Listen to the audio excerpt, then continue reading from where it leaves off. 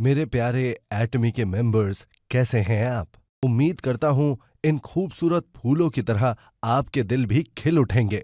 आइए शुरू करें question and answer session with president park.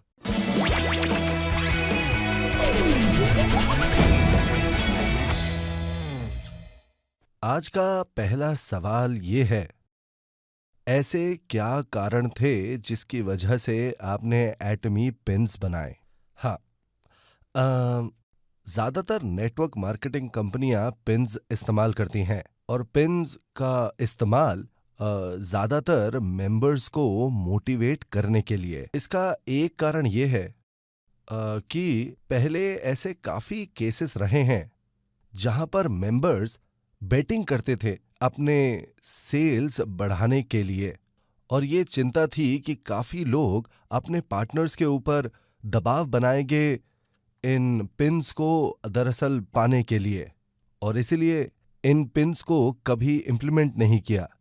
मेरा मानना है कि अब हमारे मेंबर्स जो हैं वो काफ़ी मैच्योर हो चुके हैं, इसीलिए हमने अब ये पिन्स बनाए हैं। ऐसे कई लीडर्स हैं जो अपने पार्टनर्स के बारे में फिक्र करते हैं। ऐसे कई कॉन्ट्रैक्टर्स भी हैं जो मेहनत से और ईमानदारी से काम करते हैं और अच्छे से अपना बिजनेस करते हैं।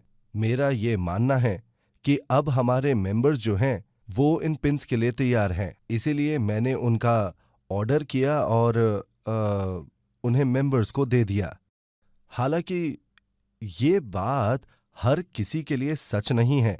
आज भी कई ऐसे पार्टनर्स हैं जिनके ऊपर अब भी दबाव डाला जाता है उनके स्पॉन्सर्स द्वारा, ताकि उन्हें जल्दी प्रमोशन मिल सके। ये उन्हें मजबूर कर देता है कि वो सफलता के लिए गलत रास्ते चुने, और इस वजह से वो कॉन्ट्रैक्टर्स जो अच्छे से काम कर रहे हैं, और इसकी वजह से वो कॉन्ट्रैक्टर्स जो अच्छी तरह से काम कर रहे हैं और अपना कंज्यूमर बेस बना रहे हैं, वो कंफ्यूज हो जाते हैं। तो इस वजह से ऑर्गेनाइजेशन में काफ़ी दिक्कतें आती हैं, और इस वजह से कंपनी अच्छी तरह से काम नहीं कर पाती है, जो कि वैसे तो अच्छे से काम करती है। आप जबरदस्ती एक पेड़ को खींचकर बड़ा नहीं कर सकते हैं ताकि वो जल्दी से बड़ा हो जाए। आपको उसे धूप देनी पड़ती है, उसे खाद देना पड़ता है। एक पेड़ अपने ही जेनेटिक डिजाइन के हिसाब से ही बड़ा हो सकता है। ठीक इसी तरह से हमें अपनी कंपनी को बड़ा करने के बारे में सोचना चाहिए। आप एटमी में जबरदस्ती बहुत सारे प्रोडक्ट्स खरीद के सफल नहीं बन सकते हैं। इस तरह से आप कभी सफल नहीं हो पाएंगे। आपको दरअसल एक कंज्यूमर बेस बनाने की जरूरत है और उन कंज्यूमर्स को लगातार प्रोडक्ट्स खरीदने चाहिए ताकि वो आगे लोगों को बता सके। तो इसीलिए जब एक कंज्यूमर क्वालिटी के बेसिस पर अपना प्रोडक्ट खरीदता है और जब वो उन प्रोडक्ट्स को दूसरे लोगों से इंट्रोड्यूस करते हैं, तब जाकर एक कंपनी सच्चे मायने में पूरी तरह से ग्रो कर सकेगी। प्यारे मेंबर्स, मैं उम्मीद करता हूं कि आप नहीं भूलेंगे कि ये एक ऐसा बिजनेस है जहां आपको अपना कंज्यूमर बेस बनाना है। मैं उम्मीद करता हूं कि एटमी में ऐसा कोई भी नहीं होगा जो सफलता को हासिल करने के बाद भी गरीब रह गया। इसीलिए अगर आप एक कंज्यूमर बेस नहीं बनाएंगे तो आप सफल नहीं होंगे। ये पिन मोटिवेट करता है ताकि आप कंज्यूमर बेस बनाएं और उन कंज्यूमर्स की मदद करें ताकि वो प्रोडक्ट्स खरीदते रहें। तब जाकर कंज्यूमर्स का फायदा होगा, क्योंकि वो एक क्वालिटी प्रोडक्ट खरीदेंगे, और कॉन्ट्रैक्टर्स भी खुश होंगे क्योंकि आप एक पैसिव इनकम कमाएंगे और उन पैसों के साथ आप अच्छे से रिटायरमेंट जी पाएंगे। साथ ही आप अपने बच्चों को भी वो पैसे दे पाएंगे और फिर वो भी आराम भरी रिटायरमेंट की जिंदगी जिएंगे। एटमी के बिजनेस का असल सिद्धांत यही है। जब ये पिन आपको दिया जाएगा तो ये इस बात का प्रतीक होगा कि आप एटमी में सफल हुए हैं। मैं एक बार फिर आपसे पूछता हूं, मैं उम्मीद करता हूं कि अब आप सबको पता है कि ये पिन क्यों दिए जाते हैं जब आप अच्छे से एटमी का बिजनेस करते हैं। मैं एक आखिरी बार आप सबसे दरख्वास्त करता हूं, समझे आप?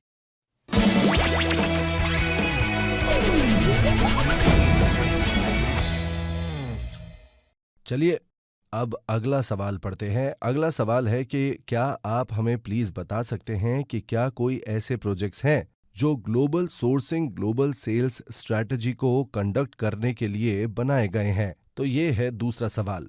देखिए, मैंने इस सवाल का जो जवाब है वो एम्प्लॉयज वर्कशॉप के दौरान दिया था। चलिए अच्छे से समझने के लिए हम उस वीडियो को एक बार फिर देखते हैं। Video please. जीएस स्ट्रैटेजी के बारे में ऐसा कुछ खास है नहीं। ये कुछ ऐसा है जो हमें करना चाहिए। ये एक ऐसी स्ट्रैटेजी है जो हमें करनी ही पड़ेगी। बाकी कंपनियां ये कर रही हैं। तो बात ये है कि हम किसके साथ compete कर रहे हैं। हम दरअसल कंज्यूमर्स के साथ compete कर रहे हैं। हमारे अंदर एक सवाल के जवाब देने की क्षमता होनी चाहिए कि हमें एक कंपनी के नाते क्या करना चाहिए जिससे कि एटमी का कॉम्पिटिटिव एज बढ़ सके। कंज्यूमर अगर खुद प्रोडक्ट खरीदे, हमें ये दिखाना होगा कि हमसे खरीदना ज्यादा अच्छा है। उन्हें लगना चाहिए कि ये ज्यादा आसान है, हमसे खरीदना उनके लिए ज्यादा अच्छी बात है। हमारे मैन्युफैक्चरर्स को भी लगना चाहिए कि एटमी ज्यादा अच्छा है। उन्हें इस बात का एहसास होना चाहिए कि वो एटमी के जरिए ज्यादा बेच सकते हैं और ये ज्यादा किफायती है क्योंकि कम दामों पर बेचेंगे। हमारे कंज्यूमर्स और मैन्युफैक्चरर्स दोनों खुश रहें, उसके लिए हमारी कंपनी को एक इम्पॉर्टेंट जिम्मा उठाना पड़ेगा और वो है प्रोडक्ट्स का क्यूरेटर बनकर क्यूरेट करने का। हमारा रोल होगा एक ऐसा कंपनी बनने का जिसमें कंज्यूमर्स भरोसा कर सके और इस्तेमाल कर सके। इस इंफॉर्मेशन के युग में हमें ये रोल किसी भी तरह से अदा करना ही होगा। ये एक तरीका है जिससे हमारी वैल्यू बन सकती है। अगर कंज्यूमर के पास सही तरह की इंफॉर्मेशन नहीं है तो वो बहुत सारी गलतियां कर सकते हैं। खराब प्रोडक्ट्स खरीद कर और फिर उन्हें उनको फेंकना पड़ता है। इन सारी चीजों को खर्चों में ही गिना जाता है। लेकिन जब कंज्यूमर एटमी के प्रोडक्ट्स खरीदता है तब वो गलती नहीं करते हैं। यही हमारी वैल्यू है जो हमें बनानी पड़ेगी। तो जब हम ग्लोबल सोर्सिंग करते समय प्रिंसिपल्स को देखें तो ये वो उसूल हैं जिन्हें हमें किफायती तौर पर लागू करना चाहिए। एक और जरूरी चीज है जो हमें ध्यान में रखनी चाहिए। आप सबको फेयर ट्रेड के बारे में याद है। एक और वैल्यू जो हम बना सकते हैं वो ये है कि हम गरीब देशों से चीजें खरीद सकते हैं। जब हम अपना सामान गरीब देशों को बेचते हैं, उनमें से कईयों के पास खरीदने की क्षमता नहीं होती है। जब हम सबसे पहले कंबोडिया गए थे तब मेरी एक चिंता का विषय था। वहां पर एक इंसान ने मुझे वहां पर कहा कि कंबोडिया में एटमी 35% का रिफंड दे रही है ताकि कंज्यूमर जो हैं उनकी मदद कर सके।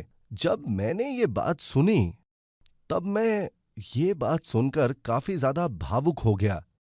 हम हमेशा मैक्सिमम प्रॉफिट की तरफ ही आगे नहीं बढ़ते। एक कंपनी को अच्छे से चलाने के लिए हाँ, प्रॉफिट होना तो जरूरी ही है, पर हम सिर्फ प्रॉफिट नहीं देखते।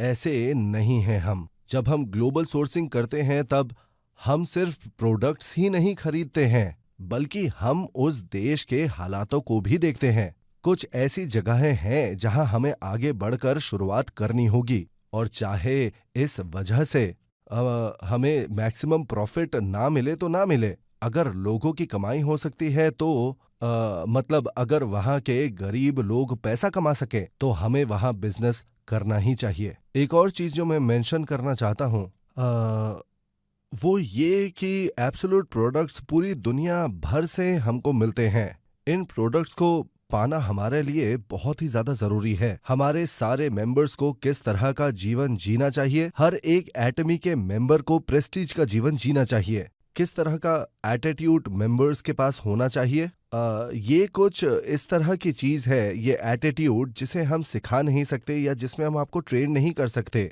ये कुछ ऐसा है जो अपने आप बनना चाहिए। इसमें दरअसल कुछ वक्त लगता है। एटमी के सारे मेंबर्स को गर्व करना चाहिए कि वो एटमी के प्रोडक्ट्स को इस्तेमाल करते हैं। इसीलिए इस वक्त नर्चरिंग का जो प्रोसेस चल रहा है, कंज्यूमर्स जो स्मार्ट है वो गर्व महसूस कर सकते हैं एटमी के एब्सोल्यूट प्राइस और एब्सोल्यूट प्रोडक्ट से। और जीएस स्ट्रैटेजी के जरिए हम यही पाना चाहते हैं। इसीलिए एक साफ दिल होना बहुत ही ज्यादा जरूरी है।